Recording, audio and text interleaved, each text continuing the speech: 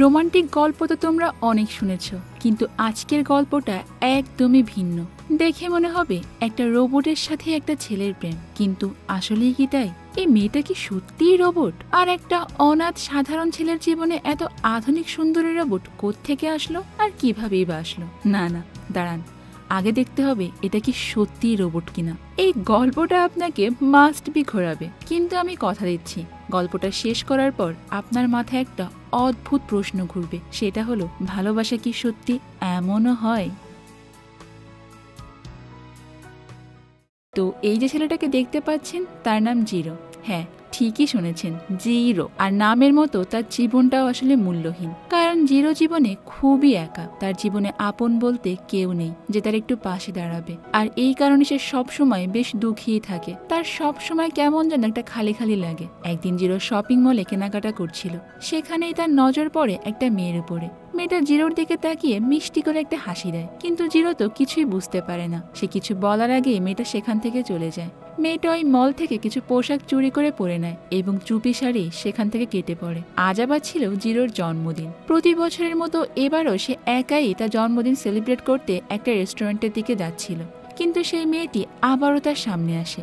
সে জিরোর পিছনে রেস্টুরেন্টেও চলে আসে এবং কিছু না বলে তার সামনে চেয়ারে বসে পড়ে। কথাবার্তার মাঝখানে মেয়েটা জানায় যে আজকে তারও জন্মদিন। জিরো তো অনেকটা অবাক হয়ে যায়, তারপর হাসতে হাসতে বলে যে আজকে আমারও জন্মদিন। আর কোইন্সিডেন্টলি তারা একে অপরের দিকে তাকিয়ে তখন হেসে ফেলে। এরপর মেয়েটা মেনু দেখে অনেক খাবার অর্ডার করে দেয়। খাবার আসার পর মেয়েটা এমন ভাবে খেতে শুরু করে যেন সে এর আগে এরকম কোনো সুন্দর খাবার দেখেইনি, খাওয়া তো দূরেই থাক। জিরো অনেকটা অবাক হয়ে মেয়েটার দিকে তাকিয়ে থাকে। ঠিক তখনই ওয়েটার বিলটা নিয়ে আসে, আর বিল দেখে তো জিরোর মুখ পুরোই শুকিয়ে যায়, কারণ বিল তো হিউজ পরিমাণ এসেছে আর জিরোর কাছে এত টাকা নেই যে ওই বিলগুলো সে পরিশোধ করবে। তাহলে এখন কি হবে? মেয়েটা তখন জিরোকে বলে যে তুমি বাইরে গিয়ে অপেক্ষা করো, আমি বিল দিয়ে আসছি। জিরো রেস্টুরেন্টের বাইরে এসে মেয়েটার জন্য অপেক্ষা করতে থাকে, কিন্তু কিছুক্ষণ পর মেয়েটি রেস্টুরেন্ট থেকে দৌড়ে বাইরে বেরিয়ে আসে, আর তার পিছনে রেস্টুরেন্টের ম্যানেজারও তাকে তাড়া করে আসছিল। অর্থাৎ মেয়েটি বিল মেটাতে পারেনি। জিরো বুঝতে পারে যে সে পালাচ্ছে, আর পরিস্থিতি বেগতিক দেখে জিরো তার সঙ্গে দৌড়াতে শুরু করে। এভাবেই তারা দুইজন মিলে আজকের দিনটা বেশ মজা করেই কাটিয়ে দেয়। জিরো তো অনেক খুশি ছিল, এই বছর তার জন্মদিন যেন সবচেয়ে সেরা ছিল। দিন শেষে মেয়েটি জিরোকে তার চোখ বন্ধ করতে বলে। জিরো চোখ বন্ধও করে, আর তখন মেয়েটি তাকে একটা চাবির রিং উপহার দেয়। জিরো তাকে একটা ছোট্ট উপহার দেয়। তারপর মেয়েটি জিরোকে বলে যে সে ভবিষ্যৎ থেকে এসেছে, ঠিক 100 বছর পরের সময় থেকে। এই কথাটা বলে ওই মেয়েটা সেখান থেকে চলে যায়। জিরো যখন চোখ খোলে তখন সে ওই মেয়েটাকে সেখানে দেখতে পায় না। সেই দিন থেকে জিরো আবারও একা হয়ে যায়, তার জীবন আবার আগের মতোই ফাঁকা হয়ে যায়। এইভাবে একটা বছর কেটে যায়। আজ আবারও তার জন্মদিন। সে নিজের জন্মদিন উদযাপন করতে আবারও সেই রেস্টুরেন্টেই আসে, আর ঠিক তখনই শহরের আকাশে আচমকা এক ভয়ানক বজ্রপাত শুরু হয়। ওই বজ্রপাতের সঙ্গে সঙ্গে সেখানে একটা মেয়ে উপস্থিত হয়। এই মেয়েটির চেহারা দেখতে আগের সেই মেয়েটির মতোই, তবে এবার তার আচরণে কিছুটা পরিবর্তন দেখা যায়। রাস্তার মাঝখানে হেঁটে যাওয়ার সময় 3জন ছেলে তাকে বিরক্ত করতে আসে, কিন্তু মেয়েটা কোনো দ্বিধা ছাড়াই তাদের 3জনকে এক আঘাতেই মাটিতে ফেলে দেয়। সাধারণত কোনো মেয়ে তো এত সহজে 3জন ছেলে মানুষকে পিটানোর মতো শক্তিশালী হয় না। তো এরপর সে একটা দোকানে ঢুকে কিছু কাপড় নিয়ে নেয়। দোকানের মালিক তাকে থামানোর চেষ্টা করে, কিন্তু সে তাদেরকে তখন কারেন্টের শক দিয়ে অজ্ঞান করে ফেলে। এরপর নতুন কাপড় পরে মেয়েটা কেক নিয়ে সোজা সে রেস্টুরেন্টে চলে আসে, যেখানে জিরো তার জন্মদিন উদযাপন করছিল। জিরো তাকে দেখে প্রচন্ড খুশি হয়ে যায়, কারণ মেয়েটা আবারও ফিরে এসেছে। কিন্তু ঠিক তখনই রেস্টুরেন্টে এক গুন্ডা ঢুকে পড়ে, আর হঠাৎ গুলিও চালাতে শুরু করে দেয়। গুলি এসে জিরোর গায়ে লাগবে, ঠিক তখনই মেয়েটার সঙ্গে সঙ্গে তাকে বাঁচিয়ে ফেলে। গুন্ডাটা তখন গ্যাসোলিনের ক্যান নিয়ে পুরো রেস্টুরেন্টে আগুন লাগানোর চেষ্টা করে, কিন্তু মেয়েটার সাথে সাথে তাকে আক্রমণ করে, আর তার থেকে বন্দুকটা কেড়ে নিয়ে ক্যানটা উল্টো তার মুখেই ঢেলে দেয় এবং তাকে তুলে এক ঝটকায় জানলা দিয়ে বাইরে ছুঁড়ে মারে। গুন্ডাটা বাইরে গিয়ে পড়ে এবং ঠিক তখনই তার উপর আবার একটা জ্বলন্ত সিগারেট এসে পড়ে, আর সঙ্গে সঙ্গে সে পুড়ে ওখানে আগুনে ছাই হয়ে যায়। এরপর জিরো মেয়েটিকে নিয়ে তার নিজের অ্যাপার্টমেন্টে ফিরে আসে। সেখানে মেয়েটি রহস্যময়ভাবে তার চোখ থেকে হোলোগ্রাম প্রজেকশন তৈরি করে। হোলোগ্রামের মাধ্যমে দেখা যায় যে মেয়েটা আসলে একটা সাইবর্গ, অর্থাৎ সে একটা উন্নত প্রযুক্তির রোবট এবং সে ভবিষ্যৎ থেকেই এসেছে। হোলোগ্রামে জিরো একজন বৃদ্ধ লোককে দেখতে পায়, আর অবাক করা ব্যাপার হলো এই বৃদ্ধ আসলে ভবিষ্যতে জিরো নিজেই। ভবিষ্যতের জিরো ওই মেয়েটিকে তৈরি করেছে যাতে বর্তমান জিরোকে সে রক্ষা করতে পারে।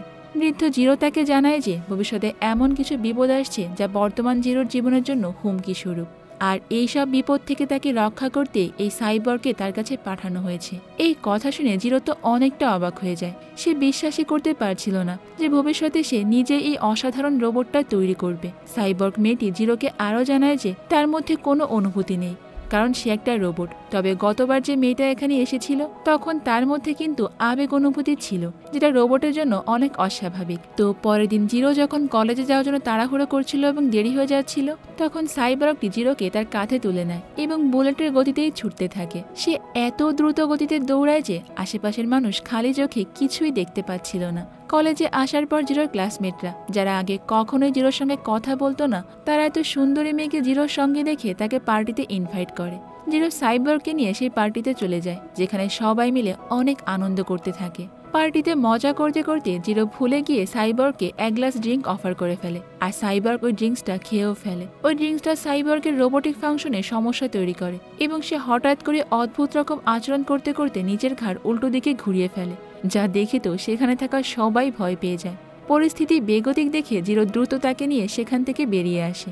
জিরো আসলে একটা রেস্টুরেন্টে কাজ করত, তাই পরের দিন জিরো তার কাজের জায়গায় যায় এবং সাইবর্গও তার সঙ্গেই যায়। সেখানে একটা ছোট ছেলে খেলতে খেলতে গাড়ির নিচে চাপা পড়তে যাবে। এটা দেখে তো মুহূর্তের মধ্যে সাইবর্গ বুলেটের মতো ছুটে গিয়ে বাচ্চাটাকে রক্ষা করে নেয়। জিরো এটা দেখে বেশ অবাক হয় আর মনে মনে ভাবে যে সাইবর্গের মধ্যে হয়তো কিছু মানবিক অনুভূতিও কাজ করতে শুরু করেছে। তো এর পরের দিনগুলোতে সাইবর্গ জিরোকে কলেজের পড়াশোনার বিষয়গুলো শেখায় এবং জীবনের জটিল প্রশ্নগুলোতে লজিক্যাল উত্তর দিয়ে তাকে সাহায্য করতে থাকে।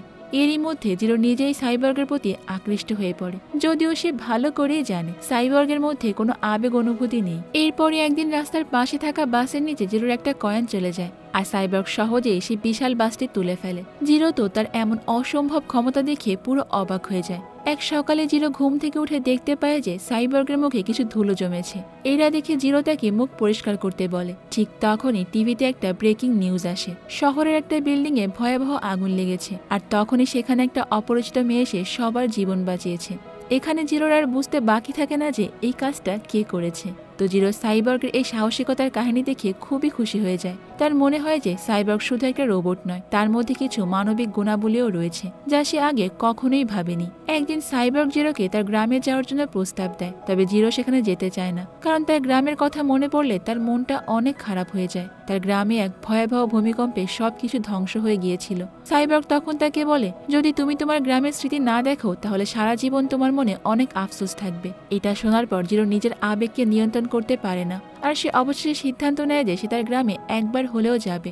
সাইবর্গ এবং জিরো একটা বাসে চড়ে তার গ্রামের পথে রওনা হয়। জিরো যখন তার গ্রামে গিয়ে পৌঁছায় তখন সে অবাক হয়ে দেখতে পায় যে তার গ্রাম একদম অক্ষত, সেখানে কোনো ভূমিকম্পের চিহ্ন পর্যন্ত নেই। সে ভাবতে থাকে যে এটা কিভাবে সম্ভব। পরে সে জানতে পারে যে সাইবর্গ তাকে টাইম ট্রাভেল করে অতীতে নিয়ে এসেছে। সেখানে গিয়ে জিরো আবারও তার শৈশবের আনন্দময় স্মৃতিগুলো ফিরে পায়। সে নিজের ছোটবেলা, এমনকি নিজের মাকেও দেখে আর এক অদ্ভুত আনন্দ অনুভব করে। গ্রামের এই স্মৃতিমাখা পরিবেশ জিরোর একেবারে বাস্তব বলেই মনে হতে থাকে। এই বিশেষ মুহূর্তে জিরো বুঝতে পারে যে সাইবর্গের প্রতি তার অনুভূতি এখনো আগের চেয়ে আরও গভীর হয়ে গিয়েছে।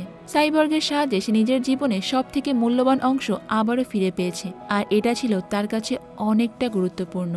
এই অভিজ্ঞতা শেষে যখন তারা দুইজন আবারও প্রেজেন্টে ফিরে আসে, জিরো আর নিজেকে সামলাতে পারে না। সে সাইবর্গের কাছে নিজের অনুভূতি জানিয়ে দেয় আর বলে যে আমি তোমাকে ভালোবাসি, কিন্তু সাইবর্গ জিরোকে তখন কোনো উত্তরই দেয় না। পরের দিন জিরো টিভিতে একটা নিউজ দেখে, যেখানে দেখানো হচ্ছিল একটা সন্ত্রাসী একটা স্কুলে ঢুকে পড়েছে এবং সমস্ত ছাত্রছাত্রীকে বন্দি করে রেখেছে। নিউজটা দেখেই সাইবর্গ চোখের পলকে স্কুলে পৌঁছে যায়। সেই সন্ত্রাসীকে তুলে বিল্ডিং এর নিচ থেকে ফেলে দেয়। সাইবর্গকে আসলে এমনভাবে ডিজাইন করা হয়েছিল যেন একসাথে এসে 100 জন মানুষকেও হারাতে পারে, আর সেখানে তো মাত্র একজন তার কাছে কিছুই না। এটা দেখে জিরো খুবই খুশি হয়ে যায়, কারণ সে বুঝতে পারে যে সাইবর্গ আসলে কতটা শক্তিশালী। কিন্তু মনের আনন্দে জিরো যখন সাইবর্গকে কিস করে বসে, তখন সাইবর্গের কোনো রিয়াকশন না দেখে সে আবারও হতাশ হয়ে পড়ে।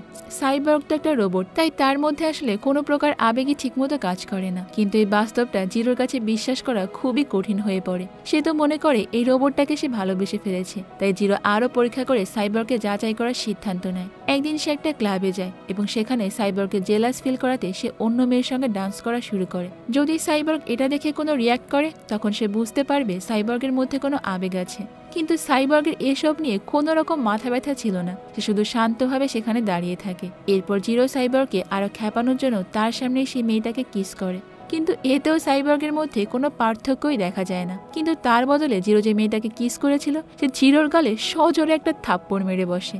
সাইবর্গ তখনই উঠে এসে ওই মেয়েটাকে ছুঁড়ে ফেলে দেয়। আর এই দৃশ্য দেখে জিরো বুঝতে পারে যে সাইবর্গের আসলে কোনো অনুভূতি নেই। সাইবর্গ মূলত একটা যন্ত্র, যার একমাত্র লক্ষ্য এবং উদ্দেশ্য হলো তার কাজ সম্পূর্ণ করা, আর সেটা হলো সে যে কোনোভাবেই জিরোকে সকল বিপদ থেকে রক্ষা করবে।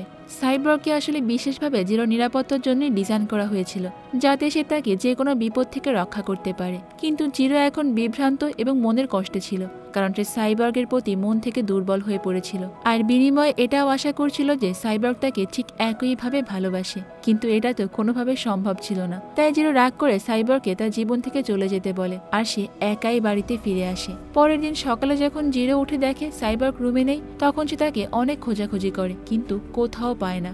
সারাদিন খোঁজাখুঁজির পর সে বাড়ি ফিরে এসে দেখতে পায় যে তার জন্য একটা গিফট এসেছে, একটা বাচ্চা বিড়াল, এবং এই গিফটটি তার জন্য সাইবর্গই পাঠিয়েছিল, যাতে জিরো জীবনে একাকী ফিল না করে। কিন্তু সাইবর্গ চলে যাওয়ার পর জিরো শূন্য জীবনে আবারও একাকিত্ব ফিরে আসে। এভাবেই বেশ কয়েকটা দিন কেটে যায়। একদিন জিরো জানালার বাইরে তাকিয়ে তার পুরনো স্মৃতিগুলোর কথা মনে করতে থাকে। হঠাৎ সে অনুভব করে যে তার অ্যাপার্টমেন্ট তীব্রভাবে কাঁপছে, এবং বাইরে তাকালে দেখতে পায় যে একটা ভয়ঙ্কর ভূমিকম্প শুরু হয়ে গিয়েছে। চারপাশের সমস্ত ভবনই ধ্বংস হয়ে যাচ্ছে, এবং তার নিজের অ্যাপার্টমেন্টও ভেঙে পড়ছে। জিরো তখন নিচে পড়তে থাকে, কিন্তু ঠিক তখনই সাইবর্গ এসে আবারও উপস্থিত হয় এবং তাকে বাঁচিয়ে নেয়। ওই ভূমিকম্পে পুরো শহর তখন ধ্বংসস্তূপ হয়ে গিয়েছে, এবং সাইবর্গ দ্রুত জিরোকে নিরাপদ স্থানে নিয়ে যেতে থাকে। কিন্তু সেই মুহূর্তে সাইবর্গ লক্ষ্য করে যে তাদের উপর একটা বিশাল ভবন পড়তে যাচ্ছে। তখন সে দ্রুত জিরোকে ধাক্কা দিয়ে দূরে ফেলে দেয়, যাতে করে জিরো নিরাপদে দূরে সরে যেতে পারে। কিন্তু সাইবর্গ নিজেই সেই ভবনের নিচে চাপা পড়ে যায়। জিরো তো এটা অসহায়ভাবেই দূর থেকে দেখে থাকে, সে কিছুই করতে পারছিল না। আর এটা ছিল তার জন্য সব থেকে হৃদয় বিদারক মুহূর্ত, কারণ এই জীবনে সে তার সব থেকে কাছের জীবন সঙ্গীকে এইভাবে হারাতে চলেছে। সাইবর্গ তার জীবন বাঁচানোর জন্য নিজের জীবনকে তুচ্ছ মনে করে, এবং জিরো বুঝতে পারে যে সাইবর্গ তার জন্য তার নিজের জীবনটা উৎসর্গ করে দিয়েছে। ওই ভূমিকম্পের পরে শহরে বিভিন্ন বড় বড় ফাটল ধরতে শুরু করে, আর ঠিক তখনই জিরো মাটিতে বিশাল ফাটল দেখতে পায়, আর সে কোনো মতে একটা রড ধরে ঝুলে থাকে। জিরো তো ভয়ে চিৎকার করতে থাকে।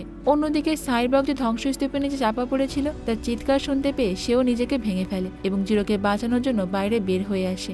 জিরোকে বাঁচানোর পর সাইবর্গের এমন অবস্থা দেখে জিরোর চোখে পানি চলে আসে, আর তাকে তাড়িয়ে দেওয়ার জন্য জিরো তার কাছে ক্ষমা চায়। সাইবর্গ বুঝে গিয়েছিল যে সে এখন এই এলাকায় বিপদে আছে, এবং যে কোনোভাবে জিরোকে নিরাপদে সরিয়ে নিয়ে যেতে হবে। সে হাসি মুখে জিরোকে বলে যে তুমি চলে যাও, আমার জন্য চিন্তা করার কোনো দরকার নেই। কিন্তু জিরো ঠিক করেছিল, সে সাইবর্গকে ছাড়া কোথাও যাবে না। তখন সাইবর্গ তাকে দূরে পাঠানোর জন্য শক্ত হাতে তাকে ধাক্কা দিয়ে দূরে ফেলে দেয়, যাতে ভবিষ্যতে আরো কোনো বিপদ ঘটতে না পারে। ঠিক তখনই আর একটা বিশাল ভবন সাইবর্গের উপর ভেঙে পড়ে, আর কয়েক ঘন্টা পরে উদ্ধারকারী দল এসে জিরোকে উদ্ধার করে। কিন্তু জিরো সেখানে ফিরে আসে যেখানে সাইবর্গের মৃতদেহটি মাটিতে চাপা পড়েছিল। সে সাইবর্গকে ওখান থেকে বের করে এবং তার দেহটা কোলে তুলে নেয়। সাইবর্গ তো সেখানে পুরোপুরি অফ হয়ে গিয়েছে। জিরো তখন তার বডিটা জড়িয়ে ধরে কাঁদতে থাকে। সে জানতো যে তার জীবনের সবচেয়ে মূল্যবান বন্ধু তাকে ছেড়ে চলে গিয়েছে, আর জিরোর জীবনে এই মুহূর্তটা ছিল সব থেকে বেশি অন্ধকার সময়। সে আবারও একা একা থাকতে শুরু করে, আর তখন তার জীবনে শুধুমাত্র একটাই লক্ষ্য, যাতে সে ভবিষ্যতে একজন নামকরা সায়েন্টিস্ট হতে পারে। এরপরে আমরা অনেক বছর পরের দৃশ্য দেখতে পাই। 61 বছর পর জিরো এখন একজন প্রখ্যাত বিজ্ঞানী হয়ে উঠেছে। সে সর্বপ্রথম সাইবর্গকে তৈরি করেছে। তবে জিরো এখন অনেকটা বৃদ্ধ হয়ে গিয়েছে, তার শরীরে এখন আগের মতো আর শক্তি নেই, সে হাঁটাচলাও করতে পারে না। এই সময় জিরো একটা সিদ্ধান্ত নেয়, সে সাইবর্গকে অতীতে পাঠিয়ে তার নিজেকে সাহায্য করতে বলবে। সাইবর্গকে অতীতে পাঠানোর পর জিরো মারা যায়, আর এরপরে সময়ের পরিবর্তন ঘটে এবং আমরা 126 বছর পরের দৃশ্য দেখতে পাই। এই সময়ের পৃথিবী অনেকটা এগিয়ে গিয়েছে। জিরো এবং তার গবেষণার জন্য মানুষ এখন টাইম ট্রাভেল করতে পারছে। জিরো এখন একজন গুরুত্বপূর্ণ বিজ্ঞানী হিসেবে মানুষের মতোই জীবিত ছিল। এই নতুন পৃথিবীতে জিরো এবং সাইবর্গের সম্মানে মিউজিয়ামে তাদের জন্য মূর্তি স্থাপন করা হয়। ওই সময় মিউজিয়ামে একটা মেয়েকে দেখা যায় যে দেখতে হুবহু সাইবর্গের মতো ছিল।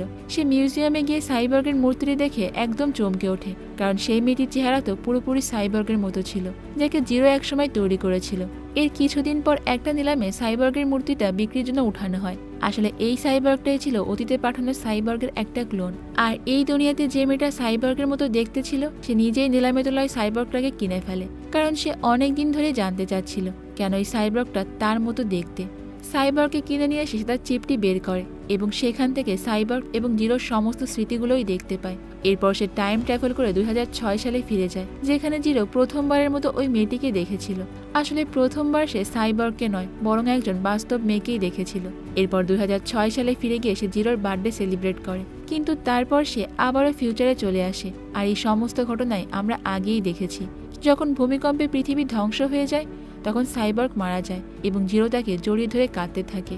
কিন্তু ঠিক তখনই সেই মুহূর্তে এই আসল মেয়েটা টাইম ট্রাভেল করে অতীতে ফিরে যায়। এরপর সে জিরোর সঙ্গে অতীতেই থাকতে শুরু করে এবং তার বাকি জীবন জিরোর সঙ্গেই কাটাতে থাকে। আর এখান থেকেই বোঝা যায় যে জিরো এই সাইবর্গটিকে তৈরি করেছিল এই মেয়েটির মতো করেই, যাকে সে প্রথম দেখায় সত্যিকারে ভালোবেসে ফেলেছিল। আর ভাগ্যের অথবা সময়ের খেলায় এই মেয়েটি তার জীবনে আবারও ফিরে এসেছে। আর ওই মেয়েটির ফিরে আসার মাধ্যমে আমাদের গল্পটা আজকে এখানেই শেষ হয়ে যায়। বন্ধুরা, আজকের গল্পটা কিন্তু একটা অদ্ভুত সুন্দর গল্প, যেখানে সময়ের মধ্যে প্রেম, নিষ্ঠা, প্রযুক্তি শক্তি একে অপরকে পুরো ছুঁয়ে গিয়েছে। তো আজকে ইচ্ছা করেই আমি আমার নিজের মতো শেষটা টানছি না। তবে তোমাদের কাছে জানতে চাই, জিরো কি আগে সাইবর্গকে বানিয়েছিল নাকি তার আগে ওই মেয়েটির সঙ্গে তার দেখা হয়েছিল? তোমাদের কি মতামত তা কিন্তু আমাকে কমেন্ট করে অবশ্যই জানিও। আমিও দেখি আমার আইডিয়ার সঙ্গে তোমাদের মতামত মেলে কিনা। তো আজ এই পর্যন্তই থাক। দেখা হবে অন্য কোনো সুন্দর মুভির গল্প নিয়ে ভিন্ন কোনো সময়ে। ততক্ষণ পর্যন্ত তোমরা সবাই অনেক ভালো থাকবে এবং নিরাপদে থাকবে। আর অবশ্যই তো কুহেলিকার সঙ্গেই থাকবে, তাই না? আল্লাহ হাফেজ।